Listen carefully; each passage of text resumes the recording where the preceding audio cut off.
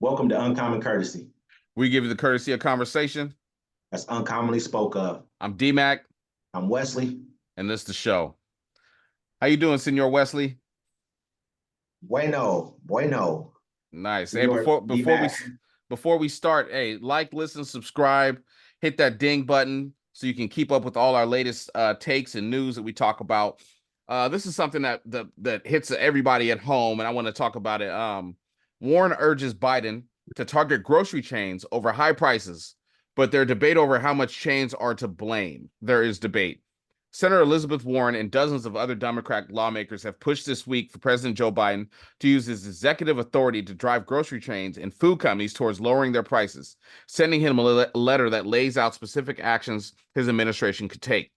The Democrats' move comes as inflation continues to frustrate voters, helping the election prospects, presuming Republican president nominee Donald Trump and the other GOP candidates.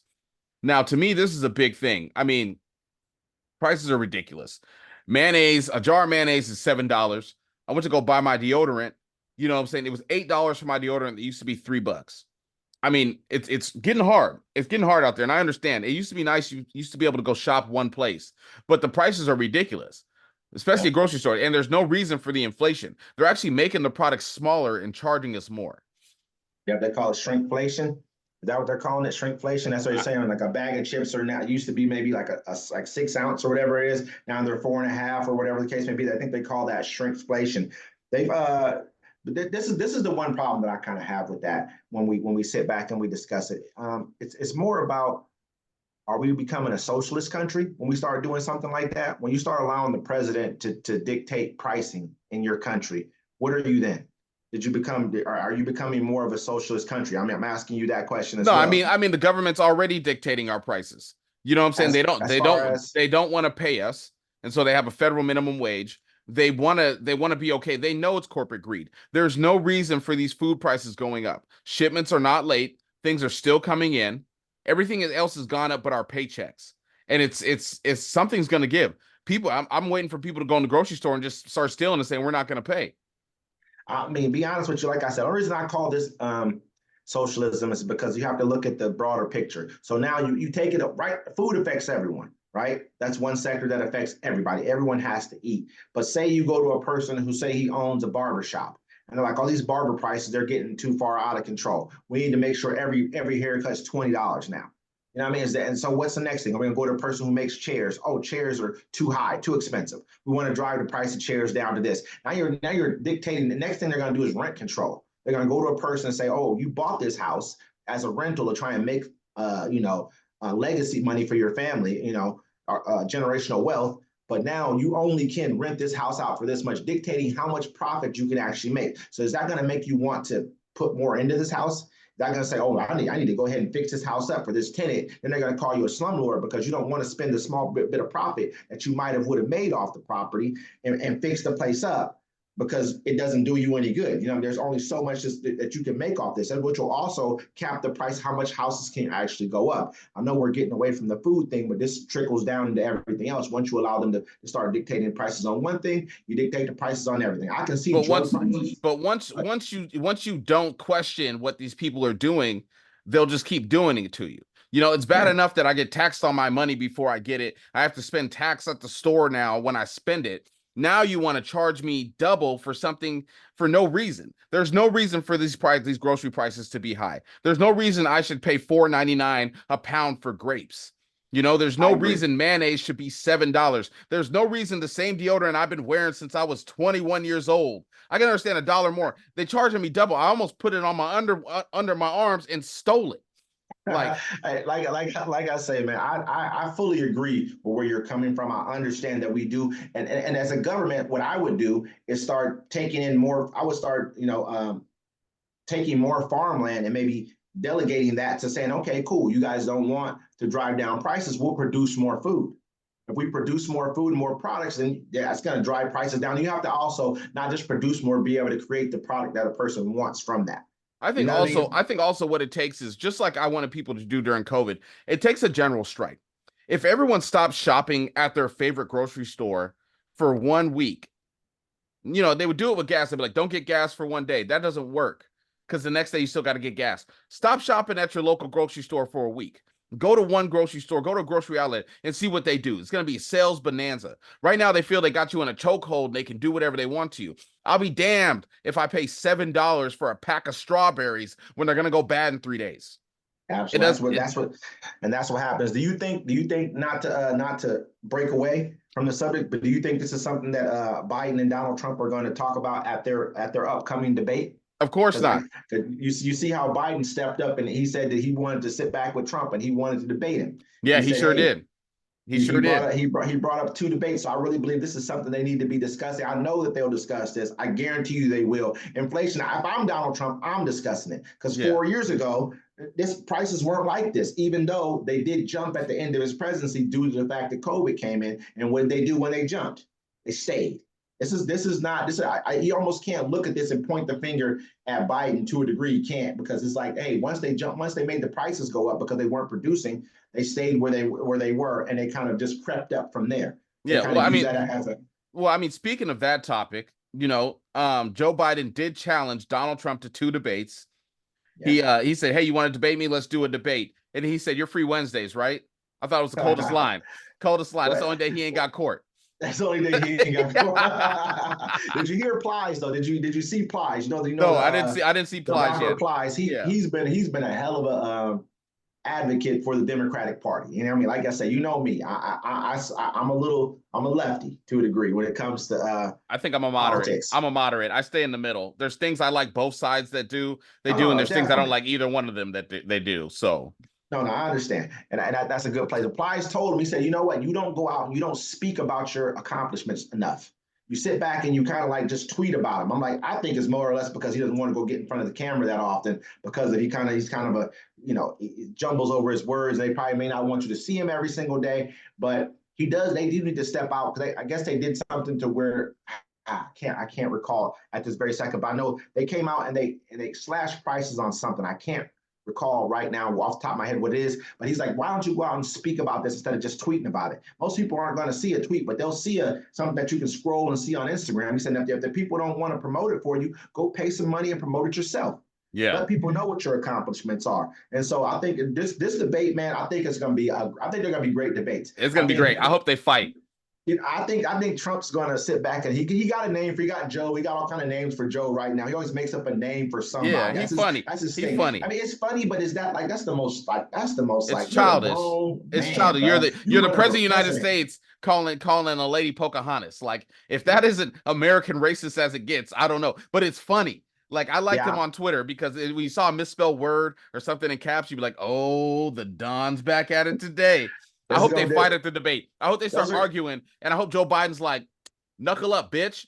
And Trump's like, come on. And they just start old man scrapping, throwing slow blows. Those 2 debates will more than likely break records, television records, not just debate records, because people want to see this. They think that Donald Trump, I believe he's going to talk over Joe a lot because he understands Joe, just to try to fumble him up on his words. Yeah. If you speak over him, I think you'll get into that. But, but Donald Trump can't go off his merits. Joe Biden, he brought up something in a speech about Trump. He was like, remember when he told everybody to inject themselves with bleach? Yeah. I was like, oh, I forgot about that. Yeah, I mean, this is what he does, man. But not to turn off of domestic affairs, but this international affair. The Israeli Defense Minister Gallant says he opposes staying in Gaza really with no plan, because they've been having a lot. Netanyahu basically told him after he came at him. I don't know if we have that article or not, but I know he told him basically, I don't feel like we have an exit strategy out of this war right here. Yes, he says we must dismantle Hamas government capabilities in Gaza. The key to this goal is military action and the establishment of a governing alternative in Gaza. In the absence of such an alternative, only 2 negative options remain: Hamas rules in Gaza or Israel's military rules in Gaza. And this comes a day after one of Netanyahu's ministers just called for Israel to expel Palestinians from Gaza and for them to just take it for themselves. And then South Africa is talking to the UN. They're like, look, they're committing crimes. You need to stop them right now for what they're doing. Yeah. And this is coming from South Africa. All right, a lot of countries, a lot of different countries have just come out. Apartheid South Africa is like, look, we know we ain't nothing, but y'all taking the cake right now. So a lot of countries have come out and spoke out against this, man. You know what I mean? And basically, Netanyahu said that, hey, you know what? At the end of the day, we'll discuss we'll discuss what the end game is the day after we beat Hamas. So he really has no. Everyone's worried about them getting bogged down in a forever war, kind of like we were in Afghanistan. You it's know, not just going to being be a forever bogged down war. in war. They're going to kill everybody, get out the measuring tape, and start building buildings. They're going to rebuild Gaza, but it's going to be part of, and we're not going to do anything about it. No one's going to do nothing about it. I believe in Serbia. I believe it's in Serbia. This is not the subject of the guy in Slovakia, but in Serbia, where they bombed as a government building that was bombed in Serbia, they just released that space out to guess who? Released it out to build luxury condos. Jared Kushner. Yeah. A bombed space in Serbia. They just leased it out to them to build luxury. What do you think they're going to do with these other ones? Let's start connecting the dots here. Another thing I wanted to discuss. The Prime Minister of Slovakia has survived an assassination attempt. His name is Robert Fico. Yeah, I saw the video. Of him getting shot. They say he was shot. He's in serious condition after being shot 5 times Wednesday by a 71-year-old assailant. Oh, he was mad. Yeah, he said the assailant's been captured. Fico is an ally of Russia's President Putin. Slovakia's president said that the shooting, because he's the prime minister, but the president said they have the same kind of system Russia has, where you have a prime minister who's like kind of your de facto, he's the leader, but the president's like the one who really runs the country. But after a while, the prime minister becomes president again, and he really runs the country. The president said that the attack was an attack on democracy. He said this guy's a 4-time prime minister of Slovakia. This is a Central European country. This used to be a part of the former Soviet bloc. What people don't really understand is this guy has really been taking on a stance where he's like they're part of NATO, which is the North Atlantic Treaty Organization, and but he's pro-Russia. So he's been kind of pushing his country back towards the Russian end of things and trying to get them back to, because this is one of the countries that surrounds Ukraine. Yes, this is what everyone's worried about. Because not only them, they've been having huge demonstrations in the country of Georgia as well that are like kind of almost Russian demonstrations. And they passed the foreign agent bill. Exactly. And this is what people are talking about. People see the bigger picture, what's going on here. He has a few countries that are like buddy. Belarus, I believe, is one of them as well. Is buddy with Putin, which he can get. If they see him beat Ukraine, they're going to fall back into the fold, which is going to take Russia back out to where it used to be. And there's other countries. I don't know if it's Kazakhstan or Turkey. One of those other ones are pretty close with Russia as well. So Ukraine is lost. Ukraine is lost. Let's keep this 100. Check this out, ladies and gentlemen. The pandas, and this is an example, the pandas in China are extinct. The only way they're alive is because they keep them in this facility and breed them that way. And if that's the only way that you can keep them alive, then you need to let them die. Ukraine is a lost country. If the only way that they can stay around is if America and UK keep giving them weapons because they can't afford to defend themselves, it's a lost nation. You should have just let Russia take it. I know you feel that they're going to start attacking NATO. Maybe he just stops at the line and builds a fence, But what I'm saying is, we let them take. But you got to understand. See, look at this already. You got this guy here. You got Georgia here. What does he do every time something happens? What does he threaten? What's his go-to? Nukes. Yeah. Every single time he threatens nuclear war, because that's all he has left over. Why not? I understand, but it puts us in a situation to where now imagine his other friend, who's his other buddy and ally. We've all seen Game of Thrones. It's extreme. I'd burn cities for my children. Yesterday, Russian President Vladimir Putin and Chinese President Xi Jinping met in Beijing to discuss the war in Ukraine. It's the same thing. China has been helping Russia by supplying them with raw materials, because Russia cannot get raw materials from the West because they're sanctioned.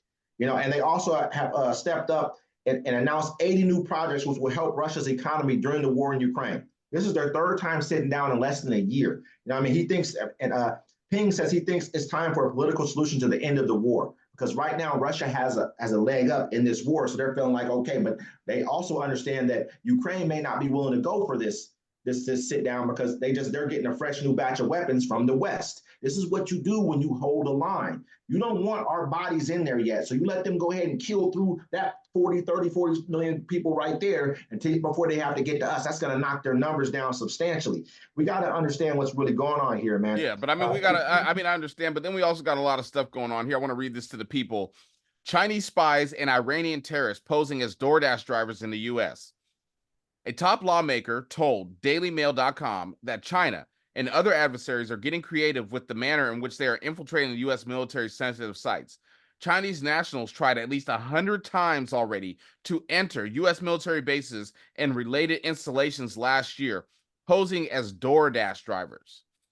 Now, see, we're worried about foreign, we're worried about foreign adversaries, and these people, you tipping somebody that's about to blow you up. I mean, honestly, you got to worry about it all. When you're the boss, you can't just worry about one thing. You got to see the big picture. Even when you look at, now this is not to get off subject, the same thing. Yeah. Even when you look at India, they're looking at Russia is one of India's main trading partners. They buy 36% of their weapons come from Russia. India is going to be the second largest economy by the year 2075. They're buying 36% of their weapons from Russia. Who's Russia's number one trading partner right now? China. Who's India's number one adversary? China. And so what they're seeing right now is, okay, you guys are buddying up, and Russia owes China so much money right now. What do you think is going to happen if India were to go to war with Russia and India buy all their parts for their weapons from who? They got to buy them from Russia. Yeah. So if you owe these guys money, you think you're going to want to help me out in the middle of this war? Am I going to be able to call in a favor and tell you, hey, everybody owes China money. Everybody owes China money. But not like they owe China money in the middle of a war. Like, it's different. It's like, if I owe you $5 billion, I don't have to really listen to you. But if I owe you my existence, like right now, I get 90% of my chips that are used to make my machines and all my stuff function from you. I need you. So I don't need India as much as I need you.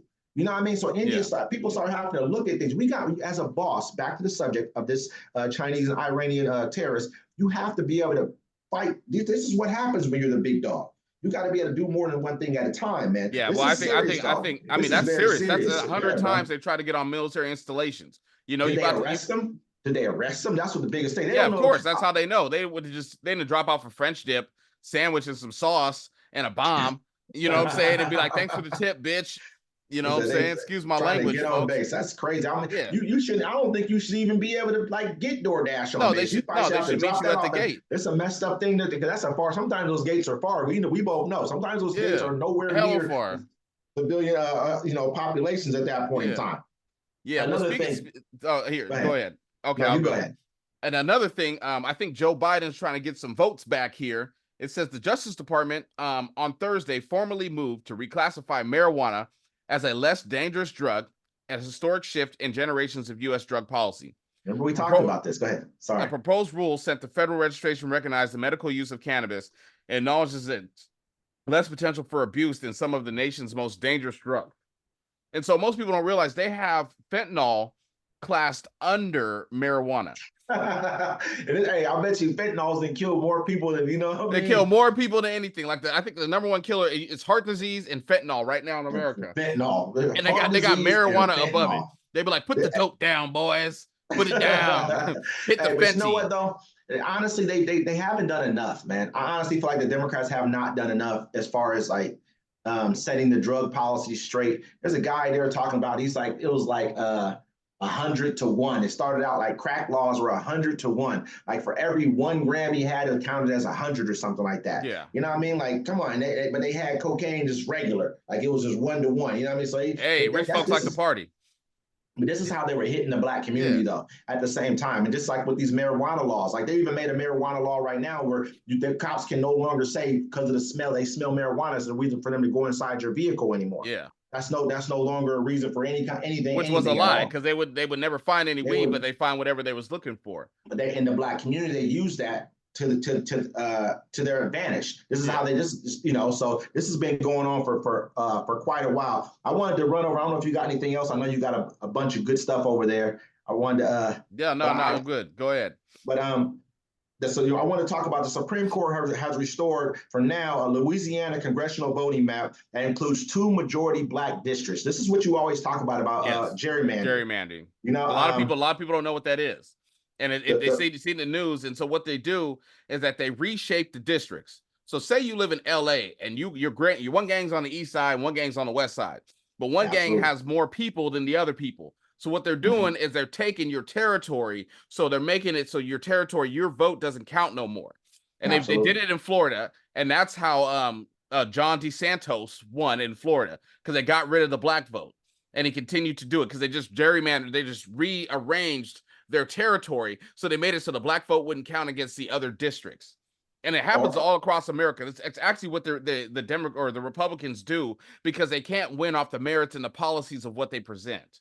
And the biggest thing is it recreates congressional districts. That's what it's really about. It's all about congressional districts, because you got 420, I believe, members of Congress, of the United States Congress. So what it does is say that Florida has 56 members of Congress that comes out of just Florida. So what they'll do is each one of them counts, of course. And so what they'll do is they'll take a district that might have been a majority minority of minority people in that district, and they'll cut out just enough of that swath of that side of town. He's saying that east or that west side of town, to where they can reestablish it to being a majority district, like a majority of the people who are the majority in this country, which is Caucasians at this time. So this is what they've been doing all across America.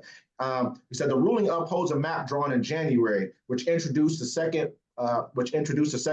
black district. It overrules a federal judge decision in April that blocked this map. And so the federal judge tried to come out in April and say, okay, no, we don't, this isn't a good map. We want to keep it so that you guys can pick up another seat. Then the Supreme Court came out and said, we're not going for that shit. And so that's a good thing that they did that. That's a good thing. It's America's going in the right way. It's like, it gives us back a little bit of our power that we would have lost. And people need to run on popular things that most Americans agree on. That's how America works. We need to go forward. Absolutely. Go ahead. Go ahead. You got one more? Yeah. Real quick, I want to just run through this. A Swiss court convicted former Gambian Interior Minister Ousmane Sonko.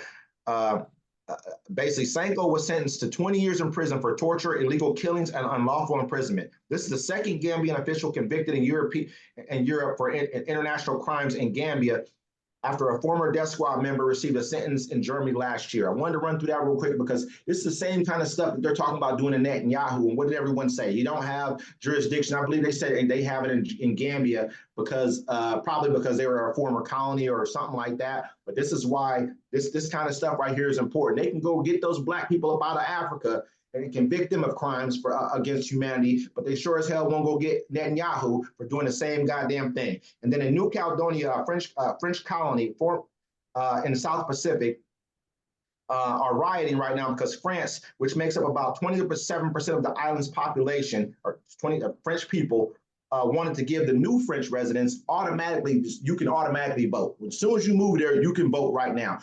In Caledonia, about 39% of the people are like indigenous people who are from that island. And so they're like, hell no, this is going to water down our vote and make it easier for you guys to come in here and start taking our stuff.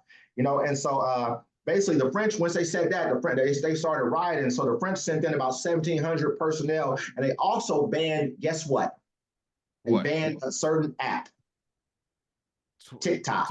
Yep. We went straight to TikTok. They said we're banning TikTok because we believe that TikTok is what's setting these people off, not the fact that you over here fucking taking their rights away, stealing their island, and kind of making things fucked up for them.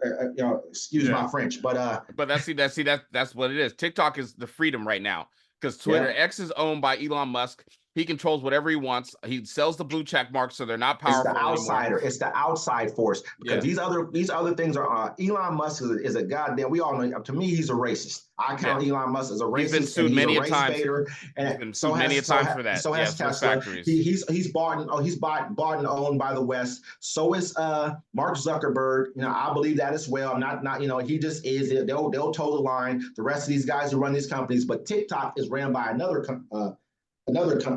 country, and that's China. And so imagine when Twitter was going through the Middle East, and they were helping all those people in the Middle East, talking about Arab Spring, and all of a sudden they're all uprising. They had no problem with it. They cut them off. They shut them down. But the West had no problem with it though, because it wasn't affect the West. But now, as soon as it affects the West, and they can't control it, they can't control the messaging. Now, it's all of a sudden this thing is a propaganda tool. No, it's you guys have known this has been a propaganda tool, but I know you gotta. I like to say this too. Everyone that views this and is going to see this, I want you to think deeply about this. We have our differences. We have our different political beliefs. We have our different lifestyles, the way we carry ourselves. But how much freedom are we willing to give up to spite the other person? I may not like your views if you're a far right Republican or a far left Democrat, but I still feel that you should have your freedom to say that. I still feel that you should have you know, the freedom to say and feel and act how you want to, as long as it's not violently towards anybody. And the way we're going now is that they're going to stop all that. So we all need to sit there and think about that.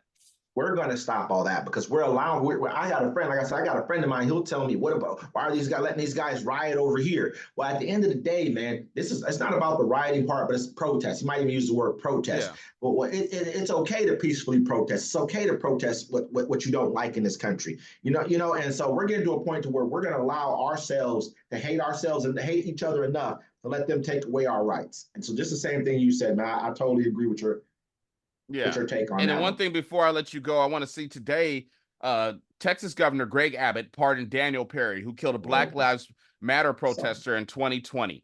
So what he did, basically, they were protesting in the middle of the street, like most people protest do.